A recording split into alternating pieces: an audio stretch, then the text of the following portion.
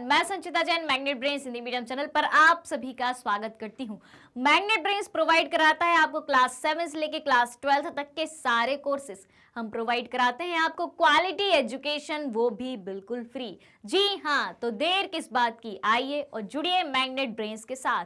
आज के सेशन में मैं लेके आई हूं आप सभी के लिए सौर विकिरण, ऊष्मा संतुलन एवं तापमान का कंप्लीट चैप्टर रिवीजन, जो कि है आपकी क्लास 11th की ज्योग्राफी का एक बहुत ही अच्छा चैप्टर है।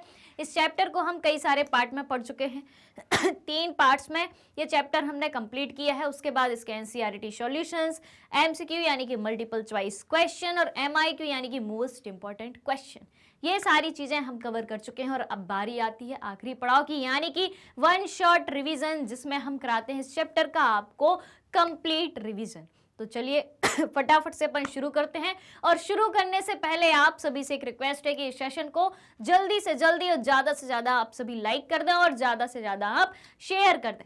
इतना काम कर दिया आपने, चलिए तो अब शुरू करते हैं अपन सौर विकिरण, ऊष्मा संतुलन एवं तापमान का कंप्लीट चैप्टर रिवीजन।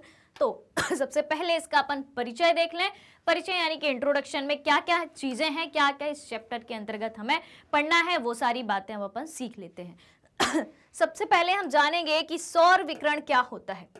सौर विकिरण क्या होता है, उसके अंदर हम जानेंगे कि पृथ्वी की सतह पर सूर्य तप में भिन्नता किस तरीके से होती है। पृथ्वी की सतह पर अलग अलग जगह पर सूर्य का ताप अलग अलग क्यों प्राप्त होता है, ठीक है। फिर जानेंगे कि सौर विकिरण का वायुमंडल से होकर गुजरना। सौर विकिरण जब वायुमंडल से होकर गुजरते हैं, यानी कि सूर्य की ऊर्जा, सूर्य का ताप, जब या सूर्य की किरणें जब वायुमंडल से होकर गुजरते हैं तो क्या घटनाएं उत्पन्न होती हैं। उसके बाद जानेंगे सूर्य तप का पृथ्वी की सतह पर स्थानिक वितरण, यानी कि अलग अलग स्थान पर किस तरीके से सूर्य ताप का वितरण होता है। उसके बाद हम जानेंगे सबसे इंपॉर्टेंट चीज, पृथ्वी का ऊष्मा बजट, किस तरीके से पृथ्वी का ऊष्मा बजट होता है। उसके बाद जानेंगे वायुमंडल का तापन एवं शीतलन, वायुमंडल कैसे गर्म होता है और वायुमंडल जो है किस तरीके से ठंडा होता है।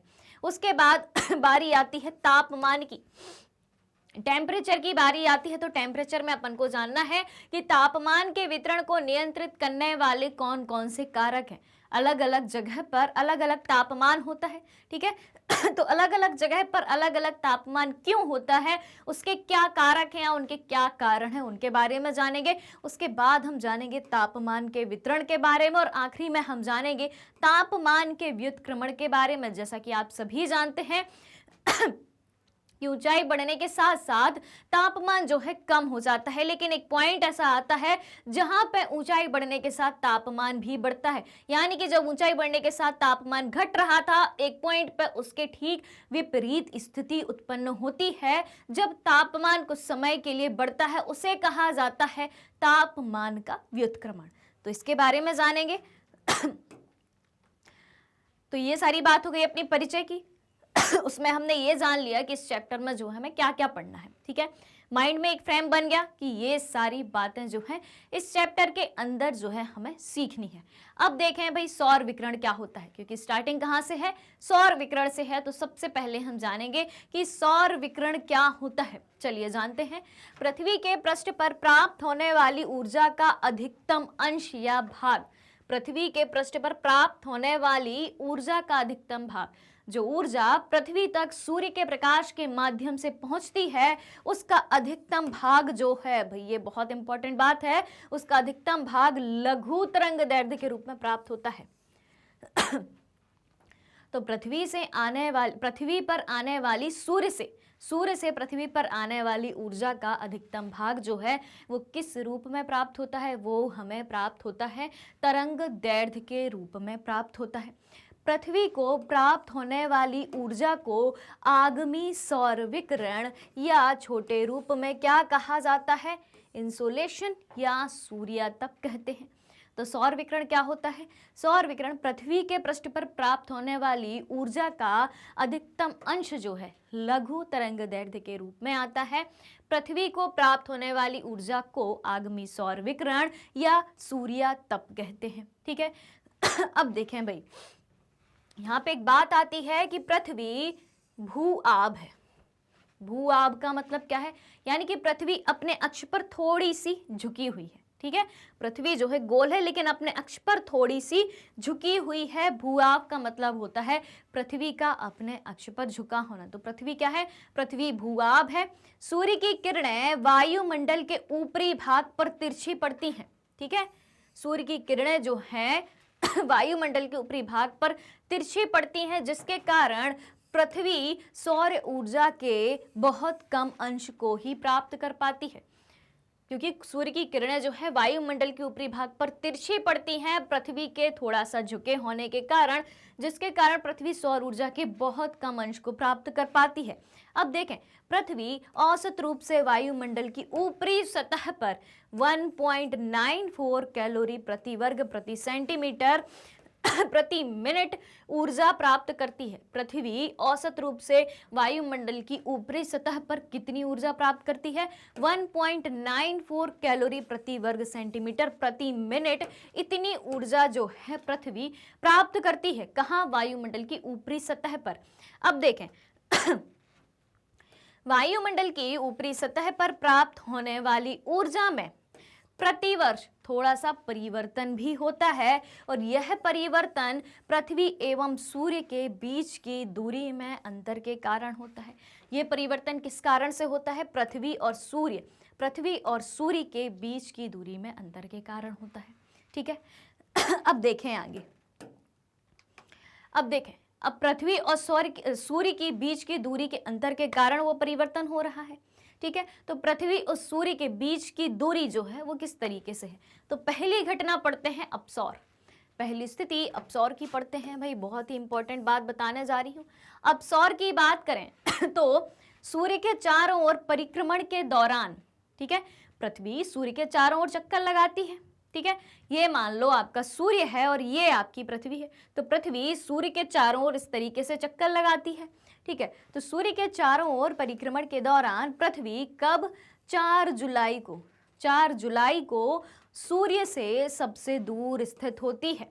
कब होती है, 4 जुलाई को सूर्य से सबसे स्थित दूर होती है, अर्थात 15 करोड़ 20 लाख किलोमीटर दूर होती है। पृथ्वी की इस स्थिति को क्या कहा जाता है, पृथ्वी की इस स्थिति को कहा जाता है अपसौर कहा जाता है। जब पृथ्वी सूर्य से सबसे दूर स्थित होती है, 15 करोड़ 20 लाख किलोमीटर की दूरी पर स्थित होती है। कब होती है, 4 जुलाई को होती है। तो ये बात हो गई किसकी, अपसौर की। अपसौर यानी कि 4 जुलाई को पृथ्वी सूर्य से सबसे दूर स्थित होती है। दूसरी बात करें उपसौर की। उपसौर की घटना 3 जनवरी को होती है। उप का अर्थ क्या होता है, अलग अलग मीनिंग निकालें तो उप का अर्थ होता है समीप, सौर यानी कि सूर्य। तो पृथ्वी सूर्य के समीप होती है। कब, उपसौर की घटना के दौरान। कब होती है उपसौर की घटना, वो होती है 3 जनवरी को। तो 3 जनवरी को उपसौर को जो है 3 जनवरी को पृथ्वी सूर्य के सबसे निकट होती है, अर्थात 14 करोड़ 70 लाख किलोमीटर दूर होती है। ठीक है, इस स्थिति को उपसौर कहा जाता है जब पृथ्वी 3 जनवरी को सूर्य के सबसे निकट स्थित होती है। इसलिए पृथ्वी द्वारा प्राप्त वार्षिक सूर्य तप 3 जनवरी को 4 जुलाई की अपेक्षा अधिक रहता है, क्योंकि 3 जनवरी को पृथ्वी जो है सूर्य के सबसे निकट स्थित होती है। इसलिए 4 जुलाई की अपेक्षा 3 जनवरी को जो है सूर्य तप पृथ्वी पर अधिक होता है। क्लियर हो गई इतनी बातें। अब बढ़ते हैं आगे। अब देखें पृथ्वी की सतह पर सूर्य तप में भिन्नता।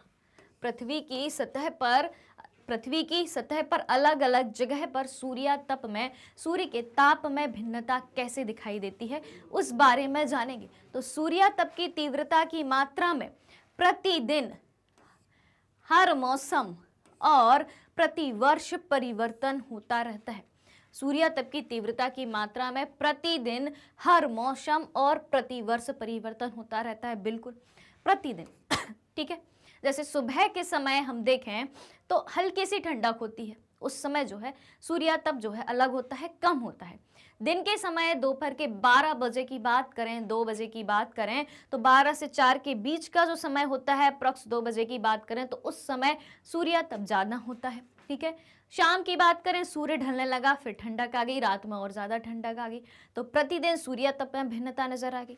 बात करें दूसरी, हर मौसम की बात करें, हर मौसम की बात करें तो हर मौसम में हमें क्या दिखाई देता है, हर मौसम में यानी कि बरसात की बात करें, सूर्य कभी कभी निकलता है, बादल छाए रहते हैं, कम सूर्य तप प्राप्त होगा। ठंड में गुनगुनी धूप होती है, कोहरे के कारण कभी कभी सूर्य निकलता ही नहीं है। शीत ऋतु होती है, सूर्य तप और कम प्राप्त होता है। गर्मी के दिनों की बात करें, सूर्य का ताप चाहे सुबह हो, दोपहर हो, शाम, बहुत तेज रहता है, रात में थोड़ी ठंडक होती है। मौसम की बात होगी और प्रति वर्ष भी परिवर्तन होता है। किसी वर्ष जो है गर्मी ज़्यादा हो जाती है, किसी वर्ष ठंड ज़्यादा हो जाती है, तो सूर्यातप में भिन्नता होती है। तो सूर्यातप में होने वाली विभिन्नता के कुछ कारक भी हैं, ठीक है कि क्यों प्रतिदिन, हर मौसम और प्रति वर्ष जो है सूर्यातप में परिवर्तन होता है। पहला कारक, पृथ्वी का अपने अक्ष पर घूमना। पृथ्वी अपने अक्ष पर घूमती रहती है, ठीक है। अब पृथ्वी का जो भाग, ठीक है, ये सूर्य है, ये पृथ्वी है, पृथ्वी अपने अक्ष पर घूम रही है। अब पृथ्वी का जो भाग सूर्य के सामने आएगा, ठीक है, उसमें ज़्यादा सूर्यातप प्राप्त होगा। उसके पीछे के या आजू बाजू के जो भाग होंगे उन पर सूर्यातप जो है कम प्राप्त होगा। सूर्य की किरणों का नतिकोण, ठीक है सूर्य की किरणों के नतिकोण का भी प्रभाव पड़ता है, किस तरीके से पड़ता है वो भी अपन समझेंगे। दिन की अवधि, दिन की अवधि कितनी है, जैसे ठंड में दिन छोटे होते हैं, शीत ऋतु में दिनों की अवधि कम होती है, दिन की अवधि कम होती है, रातें बड़ी होती हैं, तो इस तरीके से प्रभाव पड़ता है। वायुमंडल की पारदर्शिता का प्रभाव पड़ता है। स्थल विन्यास यानी कि स्थल में भिन्नता होने के कारण भी सूर्यातप का प्रभाव जो है अलग अलग देखने को मिलता है। अब अपन इनको सबको डिटेल में समझते हैं, ठीक है। अब देखें सबसे पहले अपन बात करें, देखें यहाँ पे कि पृथ्वी का सूर्य के चारों ओर परिक्रमण की समतल कक्षा से 66.5 डिग्री का कोण बनता है। पृथ्वी का अक्ष सूर्य के चारों ओर परिक्रमण की समतल कक्षा से 66.5 डिग्री का कोण बनाता है, जो विभिन्न अक्षांशों पर प्राप्त होने वाले सूर्यातप की मात्रा को बहुत प्रभावित करता है, ठीक है। फिर उसके बाद हम दूसरी बात करें, नतिकोण की बात करें। भाई नतिकोण क्या होता है, तो सूर्यातप की मात्रा को प्रभावित करने वाला दूसरा कारक है किरणों का नतिकोण। किसका? किरणों का नतिकोण। किस तरीके से है? अब नतिकोण भी हर अलग अलग स्थान के अक्षांश पर निर्भर करता है। यह किसी स्थान के अक्षांश पर निर्भर करता है। अक्षांश जितना उच्च होगा, ठीक है, अक्षांश जितना उच्च होगा अर्थात ध्रुवों की ओर होगा, ठीक है, ध्रुवों की ओर बढ़ने पर अक्षांश बढ़ता जाता है, तो किरणों का नतिकोण उतना कम होगा। जितना उच्च अक्षांश होगा, जितना हम ध्रुवों की तरफ बढ़ते जाएंगे, उतना ही नतिकोण जो है कम होता जाएगा। इसमें देखें ये हो गया अपना विषुवत वृत्त है, ठीक है। अब देखें यहाँ हम ध्रुवों की तरफ जैसे बढ़े तो 66.5 से जो है हम ऊपर बढ़े, 66.5 से हम ऊपर बढ़े, तो यहाँ देखें आप जैसे ही 90 डिग्री का कोण, 66.5 ऊपर बढ़े तो अभी क्या है 90 डिग्री का कोण है, ठीक है। उसके बाद हम ऊपर बढ़े, 90 डिग्री से अगर हम ऊपर बढ़ेंगे तो कम होगा, ठीक है। अपन 90 डिग्री को मान के चलते हैं सबसे पहले तो, ठीक है। अब देखें तो 90 डिग्री का जो है, 90 डिग्री से मान के चलें ऊपर की ओर बढ़े तो कितना हमें कोण मिलता है? 47 डिग्री का मिलता है, ठीक है। और ऊपर की ओर अक्षांश से हम बढ़े तो हमें कितना मिलता है? 23.5 डिग्री का कोण मिलता है। नीचे की तरफ हम आएंगे, ठीक है, अक्षांश बढ़ रहा है, ठीक है, अक्षांश बढ़ रहा है, नतिकोण जो है यहाँ से कम हो जाएगा, ठीक है। और नीचे बढ़ेंगे, ठीक है, 0 डिग्री पे आएंगे तो कितना कोण मिलेगा हमें? 43 डिग्री का कोण मिलेगा। इस तरफ अपन देखें वही स्थिति है, ठीक है। जैसे ही हम ऊपर जाएंगे, जैसे ही हम ऊपर जाएंगे, यहाँ से आप रिलेट करें तो यहाँ पे जो है हमें फिर से 47 डिग्री का मिलेगा। सीधा कहाँ से? 90 डिग्री से 47 डिग्री कम हो जाएगा, ठीक है। यहाँ से आगे हम बढ़ेंगे, अक्षांश फिर बढ़ा, 66.5 अक्षांश पर पहुँचेंगे तो नतिकोण यहाँ पे हमें फिर से 23.5 जो है कम होता नजर आएगा, ठीक है। तो ठीक उसी तरीके से यहाँ पे अपन फिर से नीचे बढ़े तो हमें 0 डिग्री का कोण दिखता है, ठीक है। जिस तरीके से अक्षांश बढ़ेगा उस तरीके से जो है नतिकोण कम होता जाएगा। ये बात हो गई क्लियर। तो नतिकोण जो है किस पर निर्भर कर रहा है? अक्षांश पर निर्भर कर रहा है। अक्षांश जितना उच्च होगा यानी कि ध्रुवों की तरफ हम जैसे जैसे बढ़ते जाएंगे, ध्रुवों की तरफ जैसे जैसे बढ़ते जाएंगे, नतिकोण जो है कम होता जाएगा। ठीक है यहाँ देखें भाई, अक्षांश की तरफ बढ़ रहे हैं अपन, नतिकोण जो है कम होता जा रहा है। ठीक है, धीरे धीरे कम होता जाएगा। तो ये सारी बातें हुई किसके बारे में? नतिकोण के बारे में। आगे और देखते हैं, अतः या अतएव सूर्य की किरणें तिरछी पड़ेंगी। बिल्कुल पड़ेंगी। ठीक है, तिरछी किरणों की अपेक्षा सीधी किरणें कम स्थान पर पड़ती हैं। सूर्य की किरणें अब भी तिरछी ही पड़ेंगी, बिल्कुल पड़ेंगी। ये अपना सूर्य है और सूर्य की किरणें जो है तिरछी पड़ेंगी। यहाँ पे तो सीधी पड़ रही हैं, ठीक है, यहाँ पे तो सीधी पड़ रही हैं, लेकिन कुछ स्थानों पर सूर्य की किरणें जो है तिरछी पड़ेंगी। इस तरीके से पड़ेंगी इस तरीके से। ठीक है, इस तरीके से जो है सूर्य की किरणें आएंगी। तो यहाँ पे क्या बात कही गई है कि तिरछी किरणों की अपेक्षा सीधी किरणें कम स्थान पर पड़ती हैं। सीधी किरणें जो है सिर्फ इतने स्थान पर पड़ रही हैं, तिरछी किरणें जो है इतने सारे स्थान को कवर कर रही हैं, यहाँ से यहाँ तक, यहाँ से यहाँ तक। ठीक है, तो किरणों के अधिक क्षेत्र पर पड़ने के कारण ऊर्जा वितरण बड़े क्षेत्र पर होगा, क्योंकि तिरछी किरणें ज्यादा क्षेत्र पर पड़ रही हैं, यानी कि ऊर्जा वितरण जो है बड़े क्षेत्र पर पड़ेगा। अब बड़े क्षेत्र पर तो पड़ेगा, लेकिन ऊर्जा तो उतनी ही पहुंचेगी, ऊर्जा उतनी ही पहुंचेगी, यानी कि प्रति इकाई क्षेत्रफल पर, 1 यूनिट क्षेत्रफल पर जो है कम ऊर्जा मिलेगी। ठीक हो गई बात, समझ में आ गई बात? चलो भाई, तो अपन ने क्या बात सीखी? अपन ने सीखी कि जब किरणें अधिक क्षेत्रफल पर पड़ेंगी तो ऊर्जा का वितरण अधिक होगा, तो हर एक क्षेत्र को कम कम ऊर्जा मिलेगी। लेकिन जब किरणें सीधी पड़ेंगी तो उस क्षेत्र पर ऊर्जा का वितरण कम होगा, यानी कि उस क्षेत्र को ऊर्जा ज्यादा मिलेगी, प्रति इकाई क्षेत्र पर ऊर्जा ज्यादा मिलेगी। कब? जब सीधी किरणें पड़ेंगी। ठीक है, अब देखें, सौर विकिरण का वायुमंडल से होकर गुजरना। सौर विकिरण वायुमंडल से होकर गुजरता है तो क्या प्रभाव हमें देखने को मिलता है? लघु तरंगदैर्घ्य वाले सौर विकिरण के लिए वायुमंडल अधिकांशतः पारदर्शी होता है। ठीक है, लघु तरंगदैर्घ्य वाले सौर विकिरण के लिए वायुमंडल अधिकांशतः पारदर्शी होता है, यानी कि सूर्य से जो प्रकाश पृथ्वी की तरफ आ रहा है सूर्य से जो प्रकाश पृथ्वी की तरफ आ रहा है वो क्या है? वो क्या है? लघु तरंगदैर्घ्य। ये क्या है? लघु तरंगदैर्घ्य। लघु तरंगों के रूप में आ रहा है, ये लघु तरंग है। तो सूर्य से जब पृथ्वी की तरफ आएगा, कौन? प्रकाश आएगा या ऊर्जा आएगी, तो लघु तरंगदैर्घ्य वाले सौर विकिरण के लिए वायुमंडल अधिकांशतः पारदर्शी होता है और पृथ्वी की सतह पर पहुंचने से पहले सूर्य की किरणें जो है वायुमंडल से होकर गुजरती हैं।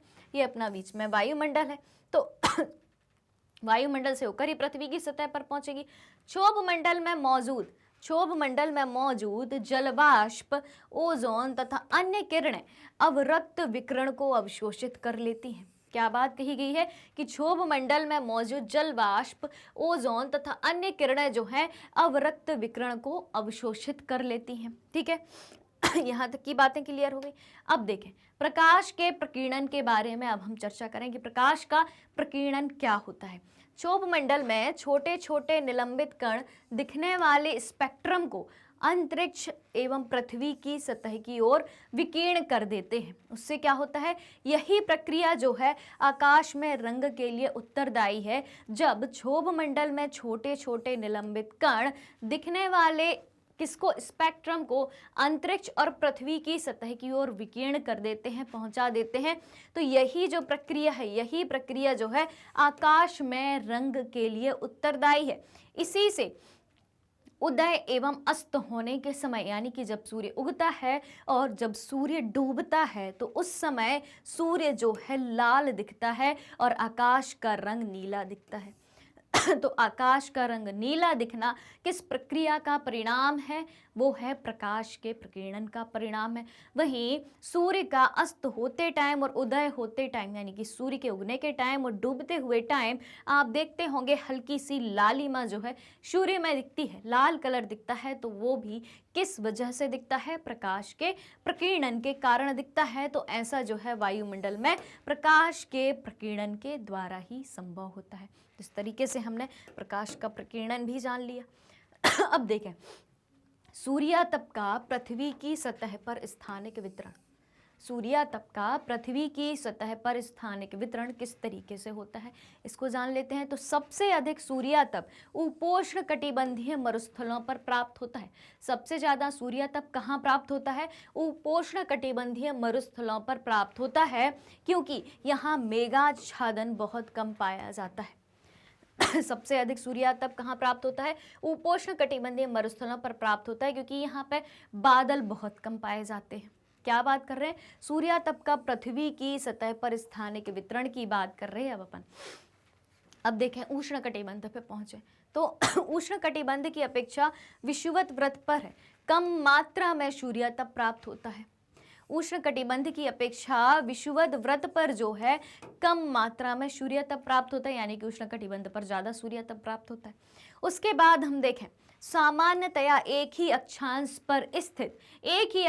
पर स्थित महाद्वीपीय भाग अधिक और महासागरीय भाग में अपेक्षातया कम मात्रा में सूर्यातप प्राप्त होता है। महाद्वीपीय भाग और महासागरीय भाग एक ही अक्षांश पर स्थित हों तब भी जो है महाद्वीपीय भाग पर अधिक सूर्यातप प्राप्त होता है और महासागरीय भाग पर जो है कम मात्रा में सूर्यातप प्राप्त होता है। शीत ऋतु में, अब शीत ऋतु की बात करें तो शीत ऋतु में मध्य एवं उच्च अक्षांशों पर ग्रीष्म ऋतु की अपेक्षा कम मात्रा में विकिरण प्राप्त होता है, इसलिए शीत ऋतु होती है। ठीक है, शीत ऋतु में कम प्रकाश प्राप्त होता है, कम ताप प्राप्त होता है, इसलिए हमें ठंड का अनुभव होता है। ग्रीष्म ऋतु में ज़्यादा ताप प्राप्त होता है मध्य एवं उच्च अक्षांशों पर, इसलिए हमें गर्मी का अनुभव होता है। ठीक है, तो पृथ्वी की सतह पर सूर्यातप का स्थानिक वितरण कैसे होता है, ये सारी चीज़ें हमने जान ली कि अलग अलग स्थान पर किस तरीके से वितरण हो रहा है। अब हम जानेंगे वायुमंडल के तापन और शीतलन के बारे में कि वायुमंडल का तापन क्या होता है और वायुमंडल का शीतलन क्या होता है, कैसे होता है, वायुमंडल गर्म कैसे होता है, वायुमंडल ठंडा कैसे होता है। तो चलिए इसको भी जान लेते हैं। प्रवेशी सौर विकिरण से गर्म होने के बाद, यानी कि सूर्य के विकिरण सौर विकिरण जो है पृथ्वी पर प्रवेश कर रहे हैं, तो उन प्रवेशी सौर विकिरण से गर्म होने के बाद पृथ्वी सतह के निकट स्थित वायुमंडलीय परतों में दीर्घ तरंगों के रूप में ताप का संचरण करती है। ठीक है, क्या होता है जब सौर विकिरण पृथ्वी की सतह पर प्रवेश कर जाते हैं, ठीक है, और पृथ्वी गर्म हो जाती है, तो पृथ्वी की सतह के निकट स्थित जो वायुमंडल है, वायुमंडलीय परतों में दीर्घ तरंगों के रूप में पृथ्वी ताप का संचरण करती है और पृथ्वी के संपर्क में आने वाली वायु धीरे धीरे जो है गर्म होती जाती है। जैसे कि ये है पृथ्वी, ये है सूर्य। सूर्य से जो भी विकिरण पृथ्वी की ओर प्राप्त हो रहे हैं, तो पृथ्वी हो गई भाई गर्म हो गई। अब पृथ्वी जो है पार्थिव विकिरण को वापस भेजेगी। सूर्य से हमें लघु तरंगें प्राप्त होती हैं, ठीक है, सूर्य से हमें लघु तरंगें प्राप्त होती हैं, लेकिन पृथ्वी जो है दीर्घ तरंगें पहुंचाती है ऊपर, और इन दीर्घ तरंगों के संपर्क में जो पृथ्वी की सतह के निकट स्थित जो वायुमंडल होता है, पृथ्वी की सतह के निकट स्थित जो वायुमंडल होता है वो शीघ्रता से गर्म होता है। ठीक है, तो पृथ्वी के संपर्क में आने वाली वायु जो है धीरे धीरे गर्म होने लगती है और उसके संपर्क में जो ऊपर की वायु होगी, यानी कि वायुमंडल की जो एक परत गर्म हो चुकी है, उसके संपर्क में जब दूसरी परत, उसके ऊपर की वायु उसके संपर्क में आएगी तो वो गर्म होगी। तो निचली परतों के संपर्क में आने वाली वायुमंडल की ऊपरी परतें भी गर्म हो जाती हैं। ठीक है, इतनी बात समझ में आ रही कि किस तरीके से वायुमंडल जो है गर्म हो रहा है। ठीक है, उसके बाद देखें हम चालन तभी होता है, ठीक है, चालन तभी होता है जब असमान ताप वाले दो पिंड एक दूसरे के संपर्क में आते हैं। चालन की हम बात करें, ठीक है, चालन कब होता है? जब असमान ताप वाले दो पिंड जो है एक दूसरे के संपर्क में आते हैं, तभी जो है चालन की प्रक्रिया संभव हो पाती है। गर्म पिंड से ठंडे पिंड की ओर ऊर्जा का प्रवाह चलता है। दो पिंड हैं, ठीक है, देखो भाई, दो पिंड हैं, एक गर्म है और एक ठंडा पिंड है। ठीक है, पहली लाइन क्या कही गई है कि जब असमान ताप वाले दो पिंड एक दूसरे के संपर्क में आते हैं तभी चालन की प्रक्रिया जो है संपन्न होती है और गर्म पिंड से ठंडे पिंड की ओर जो है ऊष्मा का प्रवाह होता है और ये प्रवाह तब तक होता रहता है जब तक दोनों पिंड की ऊष्मा जो है बराबर ना हो जाए या दोनों पिंड का ताप जो है बराबर ना हो जाए। और जब ताप बराबर हो जाता है तो इन दोनों पिंडों के बीच का जो है संपर्क टूट जाता है। ठीक है, इतनी बातें क्लियर हो गई। अब देखें चालन को और अच्छे से देखें तो ऊर्जा का स्थानांतरण इनमें तब तक होता रहता है जब दोनों पिंडों का तापमान एक समान नहीं हो जाता अथवा उनमें संपर्क नहीं टूट जाता। वायुमंडल की निचली परतों को गर्म करने में क्या महत्वपूर्ण है? चालन सबसे ज्यादा महत्वपूर्ण है। ठीक है, उसके बाद हम बात करें संवहन की। ठीक है, संवहन में क्या होता है? तो पृथ्वी के संपर्क में आई वायु गर्म होकर धाराओं के रूप में लंबवत उठती है। ठीक है, पृथ्वी के संपर्क में जो भी वायु आती है वो धाराओं के रूप में जो है लंबवत उठती है। यानी कि संवहन किस दिशा में होता है? लंबवत दिशा में होता है, ऊपर की दिशा में होता है और वायुमंडल में ताप का संचरण करती है। वायुमंडल के लंबवत तापन की यही प्रक्रिया क्या कहलाती है? संवहन कहलाती है। और ऊर्जा के स्थानांतरण का यह प्रकार केवल क्षोभ मंडल तक ही सीमित है, अन्य मंडल तक सीमित नहीं है। केवल और केवल क्षोभ मंडल तक ही ये प्रक्रिया संपन्न होती है। ठीक है, तो चालन क्या होता है, संवहन क्या होता है, ये चीजें देख चुके। अब हम बढ़ते हैं अगली बात पर। अगली बात है अभिवहन के बारे में।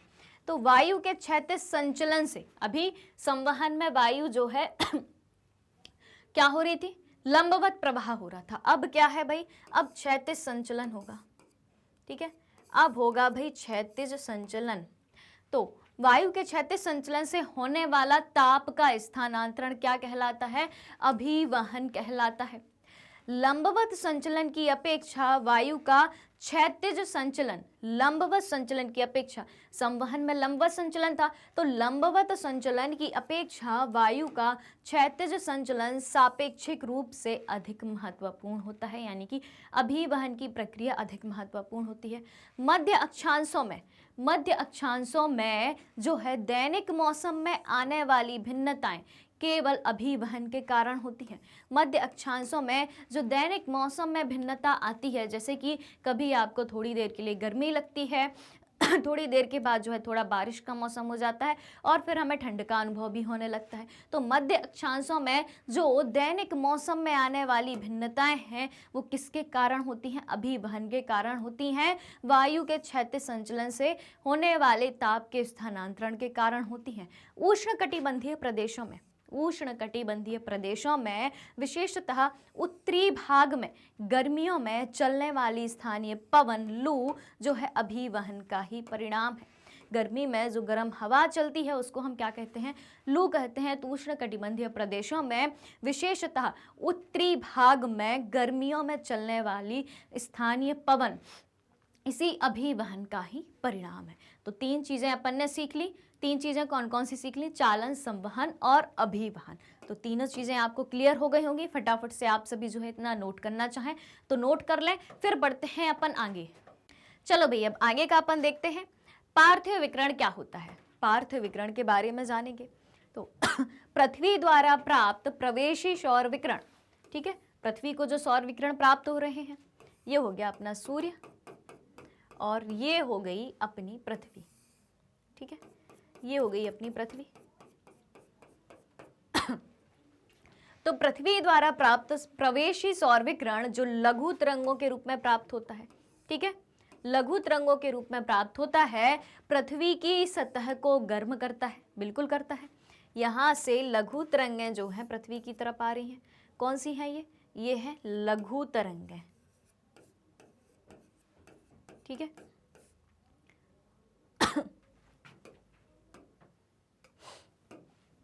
लघु तरंगें। ठीक है, पृथ्वी स्वयं गर्म होने के बाद एक विकिरण पिंड बन गई। पृथ्वी स्वयं गर्म हो गई यानी कि उसमें ऊर्जा है तो वो एक विकिरण पिंड बन गई, यानी कि वो भी ऊर्जा दे सकती है। और वायुमंडल में दीर्घ तरंगों के रूप में ऊर्जा का विकिरण करने लगती है। अब वायुमंडल में ये जो है दीर्घ तरंगों के रूप में, किसमें? दीर्घ तरंगों के रूप में जो है ऊर्जा का विकिरण करने लगती है। यह ऊर्जा वायुमंडल को नीचे से गर्म करती है। ये अपना वायुमंडल है, ठीक है। तो यह ऊर्जा जो है, यह ऊर्जा वायुमंडल को नीचे से गर्म करती है। तो इस संपूर्ण प्रक्रिया को क्या कहा जाता है? पार्थिव विकिरण कहा जाता है। यानी कि पृथ्वी जो ऊष्मा अपने पास अवशोषित करती है उसी को वायुमंडल में विकृत करती है। तो पृथ्वी द्वारा जो ऊष्मा वायुमंडल में विकृत करी जाती है उसको पार्थिव विकिरण कहते हैं। पृथ्वी द्वारा विकृत करने वाली पार्थिव और सूर्य द्वारा प्राप्त होने वाली सौर विकिरण। ठीक है, क्लियर हो गई बात। अब बढ़े आगे। अब देखें, वायुमंडल की ऊपरी सतह को 100 इकाई सूर्यताप प्राप्त होता है। ठीक है, अब पृथ्वी के ऊष्मा बजट की बात करने वाले हैं अपन। किसकी?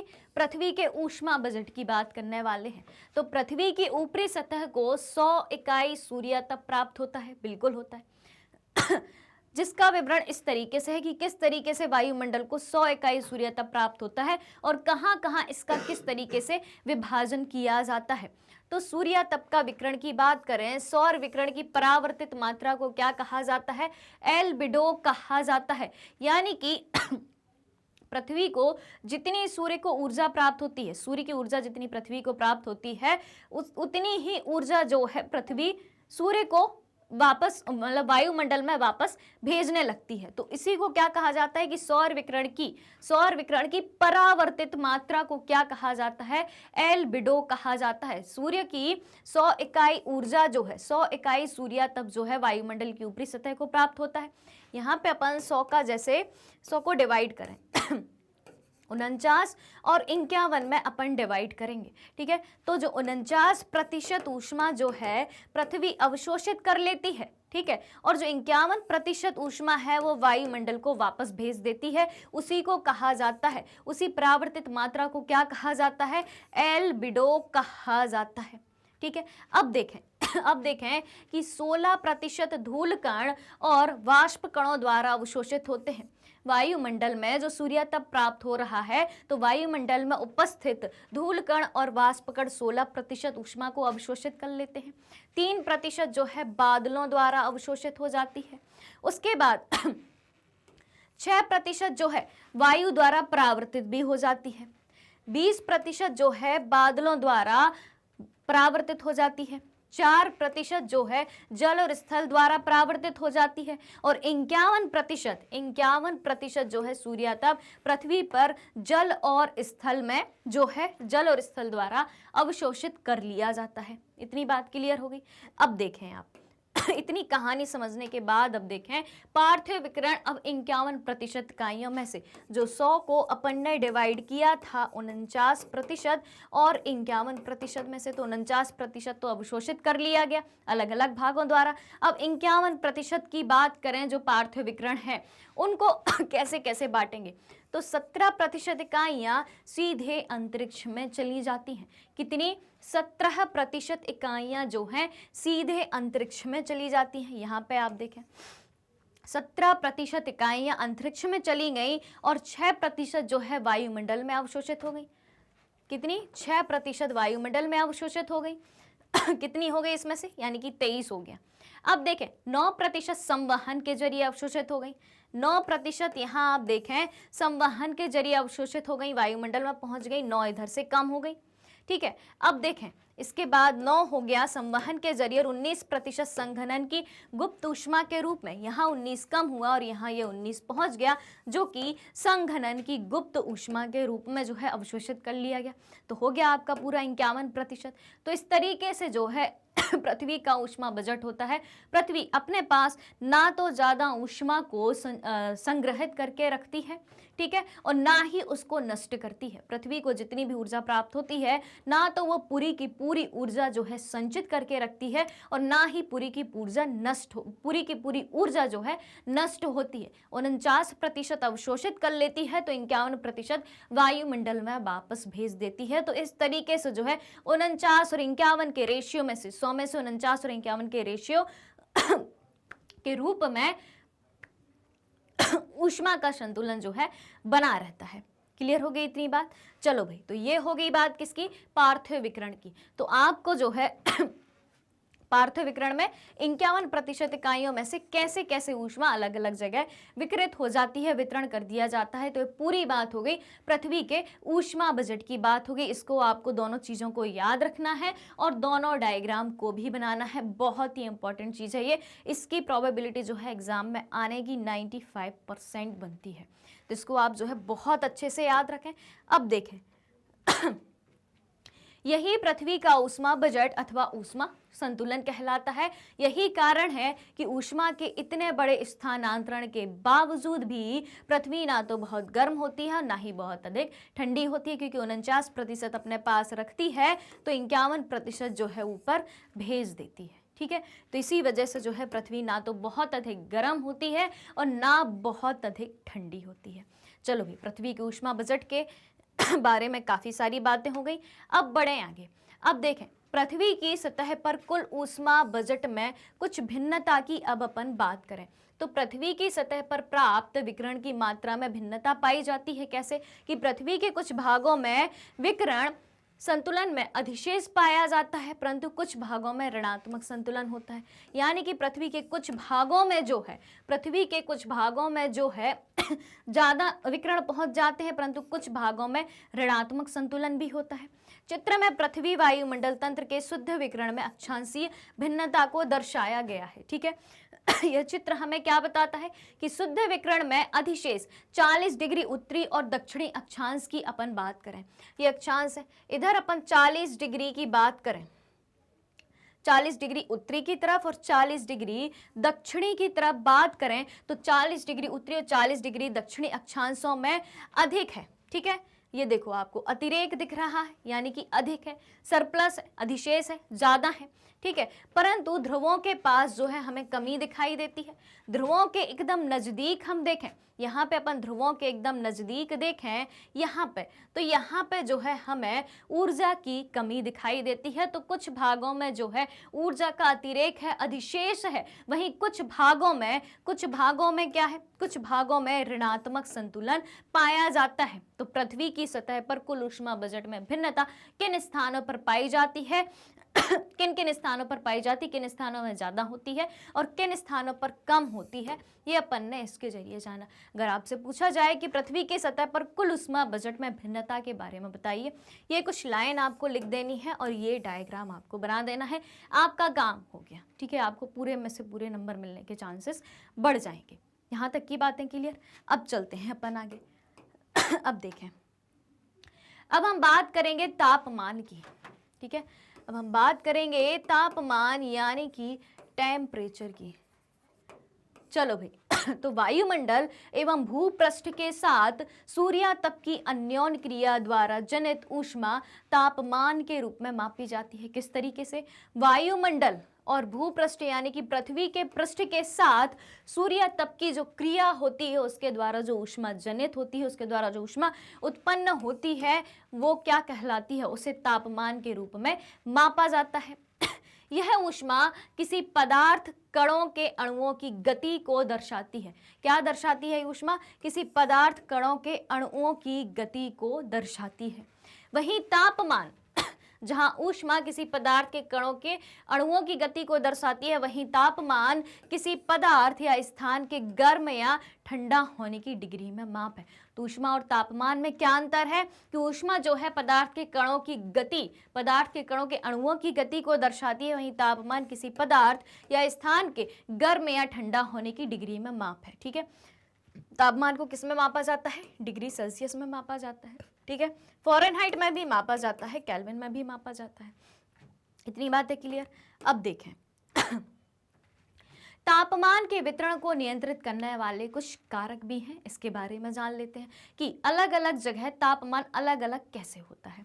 तो किसी भी स्थान पर वायु का तापमान निम्नलिखित कारकों द्वारा प्रभावित होता है। पहला कारक है उस स्थान की अक्षांश रेखा, यानी कि अलग अलग जगह की अलग अलग अक्षांश रेखाओं के कारण तापमान का वितरण अलग पाया जाता है। समुद्र स्थल से उस स्थान की उत्तुंगता, यानी कि समुद्र स्थल से वो स्थान कितनी ऊंचाई पर स्थित है, इस पर भी ये डिपेंड करता है।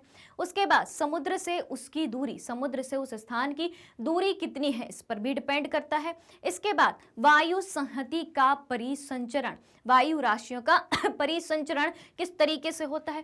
कोष्ण तथा ठंडी महासागरीय धारा, कोष्ण यानी कि गर्म, कोष्ण यानी कि गर्म और तथा ठंडी महासागरीय धाराओं की उपस्थिति के कारण भी तापमान का वितरण प्रभावित होता है। और कुछ स्थानीय कारक यानी कि उस स्थान की विशेष भौगोलिक परिस्थितियों के कारण भी तापमान का वितरण जो है प्रभावित होता है। आप इसको इस तरीके से भी अच्छे सुंदर डिजाइन में भी लिख सकते हैं, ठीक है।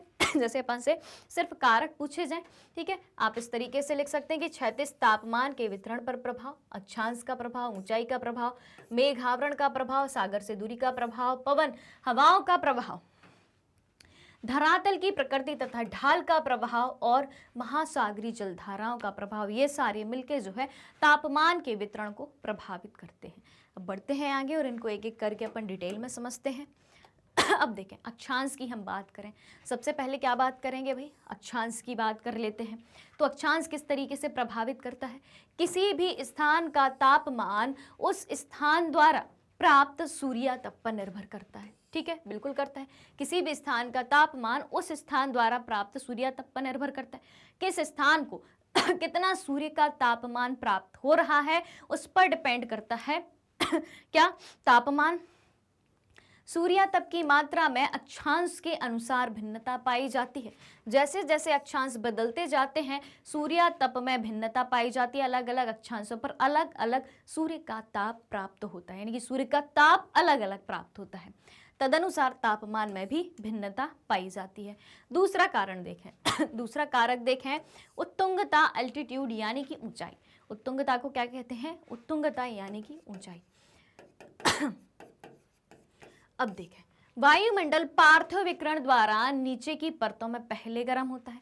वायुमंडल जो है पार्थिव विकिरण द्वारा, पार्थिव विकिरण यानी कि पृथ्वी से निकलने वाले जो विकिरण हैं, ठीक है, उनसे जो है वायुमंडल की जो निचली परतें हैं वो पहले गर्म होंगी, ठीक है। तो पार्थिव विकिरण द्वारा नीचे की परतें जो है पहले गर्म होती हैं। यही कारण है कि समुद्र तल के पास के स्थानों पर तापमान अधिक होता है और ऊंचे भाग में स्थित स्थानों पर तापमान जो है कम होता है। अन्य शब्दों में तापमान सामान्यतः उत्तुंगता बढ़ने के साथ घटता है, यानी कि जैसे जैसे ऊंचाई बढ़ती जाएगी, ऊंचाई बढ़ी ठीक है, ऊंचाई बढ़ी, क्या बढ़ी, ये हाइट बढ़ती जाएगी, वैसे वैसे वैसे वैसे जो है टेम्परेचर घटता जाएगा, ठीक है।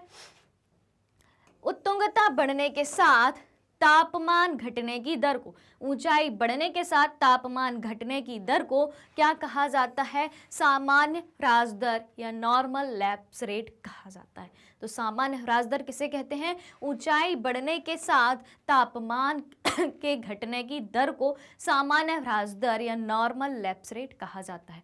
और ये सामान्य ह्रास दर कितनी होती है, ये सामान्य ह्रास दर जो है प्रति 1000 मीटर की ऊंचाई बढ़ने पर 6.5 डिग्री सेल्सियस है। कितनी है, सामान्य ह्रास दर प्रति 1000 मीटर की ऊंचाई बढ़ने पर 6.5 डिग्री सेल्सियस है। यानी कि जैसे ही हम यहाँ से 1000 मीटर 1000 मीटर ऊपर पहुँचे और 1000 मीटर ऊंचा पहुँचने पर 6.5 डिग्री सेल्सियस जो है तापमान कम हो जाएगा। कितना कम हो जाएगा, 6.5, एक मिनट, 6.5 डिग्री सेल्सियस तापमान जो है कम हो जाएगा प्रति 1000 मीटर की ऊंचाई पर।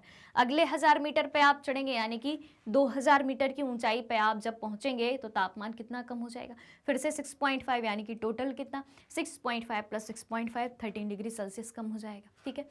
समझ में आई बात कि सामान्य ह्रास दर क्या होती है और सामान्य ह्रास दर कितनी ऊंचाई पर कितनी कम होती है, ठीक है। चलो भाई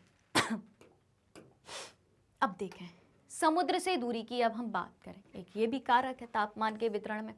किसी भी स्थान के तापमान को प्रभावित करने वाला दूसरा कारक है समुद्र की उस स्थान से दूरी। देखें अब, स्थल की अपेक्षा समुद्र धीरे धीरे गर्म होता है और धीरे धीरे ठंडा होता है। भाई पानी है उसमें, तो स्थल की अपेक्षा समुद्र धीरे धीरे गर्म होता है, धीरे धीरे ठंडा होता है। और स्थल जो है अपन सभी जानते हैं, स्थल जल्दी गर्म होता है और स्थल जल्दी ठंडा भी होता है। इसलिए समुद्र के ऊपर स्थल की अपेक्षा तापमान में भिन्नता कम होती है।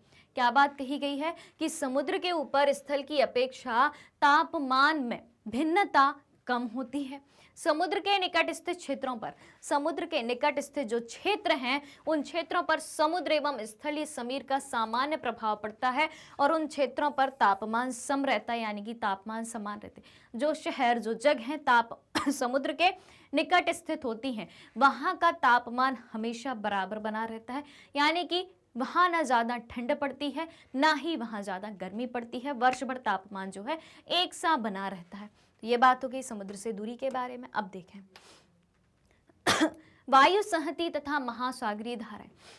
वायु संहति यानी कि वायु राशियां तथा महासागरीय धाराएं, इनके बारे में भी बात कर लें। तो स्थलीय एवं समुद्री समीरों की तरह, स्थलीय एवं समुद्री समीरों की तरह वायु संहतियां भी तापमान को प्रभावित करती हैं। वायु राशियां भी तापमान को प्रभावित करती हैं। किस तरीके से प्रभावित करती हैं? दो तरीके की वायु राशियां होती हैं, ठंडी और गर्म। ठीक है, कोष्ण यानी कि गर्म। कोष्ण का अर्थ क्या होता है? गर्म। तो गर्म वायु संहिता या गर्म वायु राशियां या वार्म एयर मासेस से प्रभावित होने वाले स्थानों का तापमान अधिक होगा, क्योंकि वो गर्म वायु राशियां हैं तो तापमान अधिक होगा। एवं शीत वायु संहिता यानी कि कोल्ड एयर मासेस से प्रभावित स्थानों का तापमान क्या होता है? कम होता है। जहाँ पे ठंडी वायु राशियां होंगी उन स्थानों का तापमान जो है कम होगा।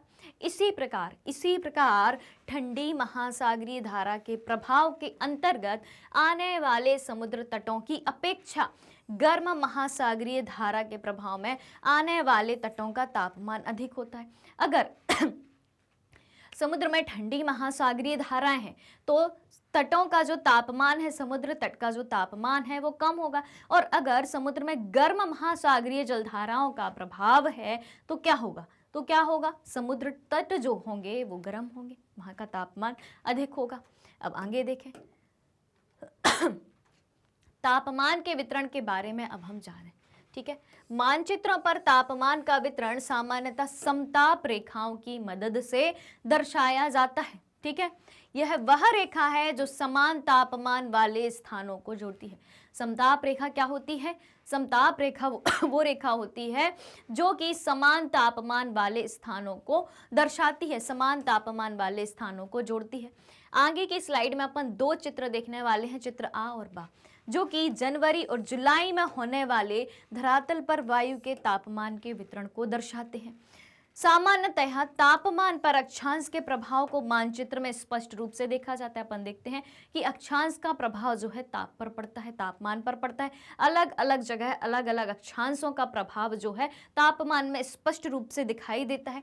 रेखाएं प्रायः अक्षांश के समानांतर होती हैं। जो समताप रेखाएं होती हैं वो अक्षांश रेखाओं के जो है समानांतर होती है। ठीक है, अब देखें, क्योंकि समताप प्रवृत्ति में विचलन विशेष रूप से उत्तरी गोलार्ध में जुलाई की अपेक्षा जनवरी में अधिक स्पष्ट होता है। समताप रेखाओं की प्रवृत्ति में विचलन जो है उत्तरी गोलार्ध की अपेक्षा जो है उत्तरी गोलार्ध में जुलाई की अपेक्षा जो है जनवरी में हम अधिक स्पष्ट रूप से देख सकते हैं। जनवरी में यानी कि समताप प्रवृत्ति में विचलन जो है स्पष्ट रूप से दिखाई देता है। अब देखें भाई, ये जनवरी का चित्र हो गया अपना और ये हो गया अपना जुलाई का। ठीक है, दो डायग्राम, दो मैप आपको दिख रहे हैं। भूपृष्ठीय वायु तापक्रम वितरण जनवरी के महीने में। ठीक है, अब देखें यहाँ देखें भूपृष्ठीय वायु तापक्रम वितरण जुलाई के महीने में। ठीक है, अब देखें भाई इधर पे क्या बात हुई थी? समताप प्रवृत्ति में विचलन विशेष रूप से उत्तरी गोलार्ध में जुलाई की अपेक्षा जनवरी में अधिक स्पष्ट दिखाई देता है। जनवरी में अधिक स्पष्ट दिखाई देता है, बिल्कुल। अब देखें भाई रेखाओं की तरफ आप गौर डालें तो ये जो रेखाएं हैं अपन को स्पष्ट रूप से दिख रही हैं। तापमान में विचलन जो है थोड़ा स्पष्ट दिख रहा है। ठीक है, रेखाएं बहुत ज़्यादा यहाँ वहाँ भागती हुई नज़र नहीं आ रही हैं। लेकिन वहीं अगर अपन इधर की बात करें तो रेखाएं कुछ अपन को जुलाई के महीने में स्पष्ट रूप से नहीं दिखाई दे रही हैं, रेखाएं कुछ उलझी हुई सी हैं। यहाँ पे आप देखें, स्थान भिन्नता को देखें, ठीक है, यहाँ पे आप देखते जाएं। देखो भाई, ये जो है कुछ इस तरीके से आपको ज़्यादा मुड़ी हुई रेखाएं दिखेंगी, यानी कि ज़्यादा तापमान में भिन्नता जो है अपन को इधर नज़र आ रही है। क्लियर हो गई बात कि जुलाई के महीने में जो है जुलाई के महीने में जो है जुलाई के महीने की अपेक्षा जनवरी में ये जो है तापमान का वितरण, समताप रेखाएं जो हमें अधिक स्पष्ट रूप से दिखाई देती हैं। क्लियर हो गई बात। अब चलें आगे। दक्षिणी गोलार्ध की अपेक्षा उत्तरी गोलार्ध में स्थलीय भाग अधिक है। ठीक है, बिल्कुल है। दक्षिणी गोलार्ध में कम स्थलीय भाग है, लेकिन उत्तरी गोलार्ध में स्थलीय भाग अधिक है, इसलिए भूसंहति और समुद्री धारा का प्रभाव जो है वहां अधिक स्पष्ट होता है। कहां? उत्तरी गोलार्ध में, क्योंकि वहां स्थलीय भाग अधिक है। जनवरी में समताप रेखाएं महासागर के उत्तर और महाद्वीपों पर दक्षिण की ओर विचलित हो जाती हैं। जनवरी के महीने में क्या होता है? जनवरी के महीने में समताप रेखाएं महासागर के उत्तर और महाद्वीपों के दक्षिण की ओर विचलित हो जाती हैं। इसे उत्तरी अटलांटिक महासागर पर अपन देख सकते हैं। कोष्ण महासागरीय जलधाराएं यानी कि गर्म महासागरीय जलधाराएं जो हैं गल्फ स्ट्रीम और उत्तरी अटलांटिक महासागरीय ड्रिफ्ट की उपस्थिति से उत्तरी अटलांटिक महासागर जो है अधिक गर्म होता है तथा समताप रेखाएं उत्तर की तरफ मुड़ जाती हैं। फिर सतह के ऊपर जो है, इस वजह से सतह के ऊपर तापमान जो है तेजी से कम हो जाता है और समताप रेखाएं यूरोप में दक्षिण की ओर मुड़ जाती हैं। ठीक है, इसके बाद देखें यह कहाँ होता है?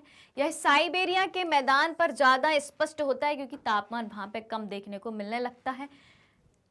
स्पष्ट होता 60 डिग्री पूर्वी देशांतर के साथ साथ 80 डिग्री उत्तरी एवं 50 डिग्री उत्तरी दोनों ही अक्षांशों पर। जनवरी का माध्य तापमान कितना नजर आता है? साइबेरिया के क्षेत्र में 20 डिग्री सेल्सियस पाया जाता है। इसी प्रकार जनवरी का माध्य मासिक तापक्रम विषुवतीय महासागरों पर 27 डिग्री सेल्सियस से अधिक होता है और उष्ण कटिबंधों में 24 डिग्री सेल्सियस से अधिक होता है और मध्य अक्षांशों पर 20 डिग्री सेल्सियस से 0 डिग्री सेल्सियस, मध्य अक्षांशों पर 20 डिग्री सेल्सियस से 0 डिग्री सेल्सियस तथा यूरेशिया के आंतरिक भाग में -18 डिग्री सेल्सियस से, यूरेशिया के आंतरिक भाग में -18 डिग्री सेल्सियस से -48 डिग्री सेल्सियस तक ये दर्ज किया जाता है। इस तरीके से जो है हमें तापमान का वितरण अलग अलग भागों में अलग अलग दिखाई देता है।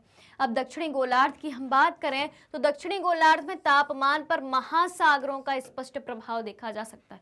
दक्षिणी गोलार्ध में तापमान पर महासागरों का प्रभाव जो है ज्यादा होता है और दक्षिणी गोलार्ध में समताप रेखाएं लगभग अक्षांशों के समानांतर चलती हैं। उत्तरी गोलार्ध की अपेक्षा यहाँ पे भिन्नता कम होती है, क्योंकि समताप रेखाएं अक्षांशों के समानांतर ही चलती हैं। दक्षिणी गोलार्ध में 20 डिग्री सेल्सियस, 10 डिग्री सेल्सियस एवं 0 डिग्री सेल्सियस की समताप रेखाएं क्रमशः 35 डिग्री दक्षिण, 45 डिग्री दक्षिण तथा 60 डिग्री दक्षिण के समानांतर पाई जाती हैं। ठीक है।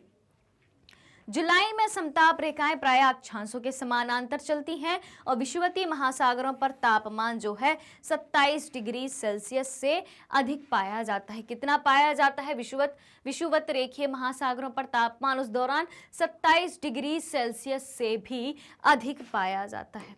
अब देखें एशिया के उपोष्ण कटिबंधीय भाग की बात करें तो एशिया के उपोष्ण कटिबंधीय स्थलीय भागों में 30 डिग्री उत्तरी अक्षांश के साथ साथ तापमान 30 डिग्री सेल्सियस से अधिक पाया जाता है। फिर 40 डिग्री उत्तरी और 40 डिग्री दक्षिणी अक्षांश की हम बात करें तो 40 डिग्री उत्तरी और 40 डिग्री दक्षिणी अक्षांशों पर तापमान कितना? 10 डिग्री सेल्सियस दर्ज किया गया है।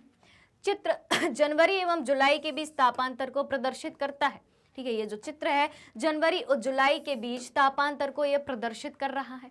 ठीक है, सर्वाधिक तापांतर यूरेशिया महाद्वीप के उत्तर पूर्वी क्षेत्र में पाया जाता है, जो लगभग कितना है, 60 डिग्री सेल्सियस होता है। ठीक है। उसके बाद देखें, इसका मुख्य कारण है महाद्वीपीयता है। इस तापमान में भिन्नता का मुख्य कारण क्या है, महाद्वीपीयता है। सबसे कम 3 डिग्री सेल्सियस का तापांतर 20 डिग्री दक्षिणी और 15 डिग्री उत्तरी अक्षांशों के बीच में पाया जाता है। तो सबसे कम 3 डिग्री सेल्सियस का तापांतर कहाँ पाया जाता है, 20 डिग्री दक्षिणी और 15 डिग्री उत्तरी अक्षांशों के मध्य पाया जाता है। अब हम बात करेंगे तापमान के व्युत्क्रमण की। ठीक है, तापमान का व्युत्क्रमण किस तरीके से होता है। तो अपन सब जानते हैं कि सामान्यतया ऊंचाई बढ़ने के साथ साथ तापमान जो है घटता जाता है, बिल्कुल, जिसे सामान्य ह्रास दर कहते हैं, जो कि प्रति 1000 मीटर पर 6.5 डिग्री सेल्सियस की दर से घटता है। पर कई बार स्थिति बदल भी जाती है और सामान्य ह्रास दर की स्थिति उलट जाती है, विपरीत हो जाती है। इसे तापमान का व्युत्क्रमण कहते हैं। स्थिति किस तरीके से परिवर्तित होती है कि अक्सर जो व्युत्क्रमण होता है वो बहुत थोड़े समय के लिए होता है, पर यह सामान्य घटना है। यानी कि एक स्थिति पर पहुंचने के बाद जो है थोड़ी देर के लिए तापमान ऊंचाई के साथ बढ़ भी जाता है, तो वही स्थिति क्या होती है, सामान्य ह्रास दर उलट जाती है और उसे ही व्युत्क्रमण कहते हैं। सर्दियों की मेघ विहीन लंबी रात की बात करें, सर्दियों की जो मेघ विहीन यानी कि जिसमें बादल नहीं होते, उन लंबी रात तथा शांत वायु व्युत्क्रमण के लिए आदर्श दशाएं होती हैं। ठीक है, दिन में प्राप्त ऊष्मा रात के समय विकृत कर दी जाती है और सुबह तक पृथ्वी का पृष्ठ अपने ऊपर की हवा से अधिक ठंडा हो जाता है। ठीक है, तो ये सारी बातें किस बारे में हो गई, ये सारी बातें हो गई तापमान के व्युत्क्रमण के बारे में। आप जल्दी से फटाफट से इसको आप नोट करना चाहें तो नोट कर लें। तापमान का व्युत्क्रमण जो है बहुत ही इंपॉर्टेंट है। स्क्रीनशॉट लेना चाहें तो आप स्क्रीनशॉट भी ले लें, क्योंकि ये तापमान के बढ़ने की घटना है। यानी कि जब ऊंचाई बढ़ती है तो तापमान गिरता है, पर तापमान का जब व्युत्क्रमण होता है तो ऊंचाई बढ़ने के साथ कुछ समय के लिए तापमान घट भी जाता है। ठीक है, तो आपको जो है ये स्थिति समझ में आ गई होगी। फटाफट से आप जो इसको नोट कर लें एक बार, फिर बढ़ते हैं अपन आगे। चलिए, तो तापमान के व्युत्क्रमण से अपन थोड़ा सा और आगे बढ़ते हैं। अब देखें भाई, तापमान में व्युत्क्रमण की बात करें तो ध्रुवीय क्षेत्रों में वर्ष भर तापमान व्युत्क्रमण होना सामान्य बात है। जो ध्रुवीय क्षेत्र हैं, ठीक है, उत्तरी ध्रुव चाहे दक्षिणी ध्रुव की बात करें तो उन क्षेत्रों में वर्ष भर तापमान का व्युत्क्रमण होना एक बहुत ही सामान्य सी बात है, क्योंकि वहां पे तापमान का व्युत्क्रमण होता रहता है। यानी कि ऊंचाई बढ़ने के साथ एक ऊंचाई पर एक समय पर जो है तापमान बढ़ जाता है। ठीक है, भूपृष्ठीय व्युत्क्रमण यानी कि पृथ्वी के पृष्ठ पर व्युत्क्रमण वायुमंडल के निचले स्तर में स्थिरता को बढ़ावा देता है। अगर भूपृष्ठीय व्युत्क्रमण हो रहा है, पृथ्वी के पृष्ठ पर व्युत्क्रमण हो रहा है, तो वायुमंडल के निचले स्तर में वो स्थिरता को बढ़ावा देता है। धूल कण व्युत्क्रमण स्तर से नीचे एकत्र होकर चारों ओर फैल जाते हैं। ठीक है, चारों ओर फैल जाते हैं, जिनसे वायुमंडल का निम्न स्तर भर जाता है। क्या होता है भाई, जो वायुमंडल का निम्न स्तर है, जो वायुमंडल का निम्न स्तर है, वहां पे धुएं तथा धूल कण जो है एकत्रित हो जाते हैं और चारों ओर फैल जाते हैं, जिनसे वायुमंडल का निम्न स्तर भर जाता है। इससे ही क्या होता है, इससे ही ये होता है कि सर्दियों में सुबह के समय घने कोहरे की रचना बन जाती है। सर्दियों में कोहरा देखा होगा तो वो किस वजह से होता है कि वायुमंडल की जो निचली परत है वहां पे धुआं और धूल कण जो है इकट्ठे हो जाते हैं और यह व्युत्क्रमण कुछ घंटों तक ही रहता है। दिन भर तो कोहरा नहीं छाया रहता है, कई दिनों तक नहीं छाया रहता, कुछ घंटे तक छाया रहता है। तो वो व्युत्क्रमण जो है कुछ घंटों तक रहता है और सूर्य के ऊपर चढ़ने और पृथ्वी के गर्म होने के साथ जैसे ही सूर्य आया और पृथ्वी गर्म हुई तो ये जो व्युत्क्रमण हुआ है वो खत्म हो जाता है और कोहरा समाप्त हो जाता है। क्लियर हो गई इतनी बात। अब देखें पहाड़ी और पर्वतीय क्षेत्रों की बात करें तो पहाड़ी और पर्वतीय क्षेत्रों में वायु अपवाह के कारण व्युत्क्रमण की उत्पत्ति होती है। कहाँ पे, पहाड़ी और पर्वतीय क्षेत्रों में वायु अपवाह के कारण। भाई ये मान लो कि पहाड़ी क्षेत्र है, वायु नीचे बह रही है, वायु अपवाह यानी कि वायु का बहना। तो वायु के अपवाह के कारण, वायु के बहने के कारण व्युत्क्रमण की स्थिति उत्पन्न होती है और पहाड़ियों तथा पर्वतों पर रात में ठंडी हुई हवा गुरुत्वाकर्षण बल के प्रभाव में क्या हो जाती है, भारी और घनी हो जाती है और जल की तरह कार्य करती है। जो पहाड़ी पर्वतों पर, पहाड़ों पर और पर्वतों पर रात में हवा ठंडी हो गई और गुरुत्वाकर्षण के कारण वो नीचे तो आएगी ही, नीचे तो आएगी ही। तो गुरुत्वाकर्षण के कारण जो है, गुरुत्वाकर्षण बल के प्रभाव में वो हवा भारी और घनी हो जाती है, तो वो जल की तरह कार्य करती है। जब वो बहती है तो ऐसा प्रतीत होता है कि जल बह रहा है और ढाल के साथ ऊपर से नीचे उतरती है। और यह घाटी की तली में, ये जो इसकी घाटी है, ठीक है, इसकी तली में गर्म हवा के नीचे एकत्रित हो जाती है। ठीक है, गर्म हवा के नीचे, यहाँ पे गर्म हवा होगी तो गर्म हवा के नीचे एकत्रित हो जाएगी, जिसे क्या कहेंगे, इसे वायु अपवाह कहते हैं। और यह जो है पाले से पौधों की रक्षा करती है। ठीक है, पाला जब जम जाता है ठंड के दिनों में तो यही वायु जो गर्म हवा के नीचे एकत्रित हो जाती है, तो यही वायु जो है पाले से पौधों की रक्षा करती है, यानी कि पाला जो है नहीं पनप पाता है। ठीक है, मान लो कि ये पेड़ हैं आपके, ठीक है।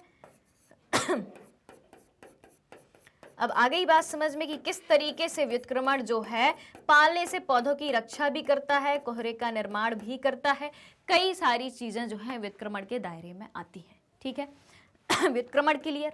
अब बढ़े आगे, अब देखें प्लैंक के नियम के बारे में अब अपन समझें। दो और बहुत महत्वपूर्ण बातें हैं, 2 मिनट की बातें हैं बस। प्लैंक का नियम अपन समझें हम, ठीक है। ये आपसे अति लघुत्तरी में एक नंबर में पूछा जा सकता है। तो प्लैंक का नियम क्या बताता है? प्लैंक का नियम बताता है कि एक वस्तु जितनी गर्म होगी वह उतनी ही अधिक ऊर्जा का विकिरण करेगी और उसकी तरंगदैर्घ्य उतनी ही लघु होगी। प्लैंक का नियम क्या है कि एक वस्तु जितनी ज्यादा गर्म होगी वह उतनी ही अधिक ऊर्जा का विकिरण करेगी और उसकी तरंगदैर्घ्य भी उतनी ही कम होगी। ठीक है, विशिष्ट ऊष्मा की बात करें, बहुत ही इंपॉर्टेंट बात है। 1 ग्राम पदार्थ का तापमान कितने? मात्र 1 ग्राम पदार्थ का तापमान 1 ग्राम पदार्थ का तापमान 1 डिग्री सेल्सियस बढ़ाने के लिए 1 डिग्री सेल्सियस बढ़ाने के लिए जितनी ऊर्जा की आवश्यकता होती है वह विशिष्ट ऊष्मा कहलाती है।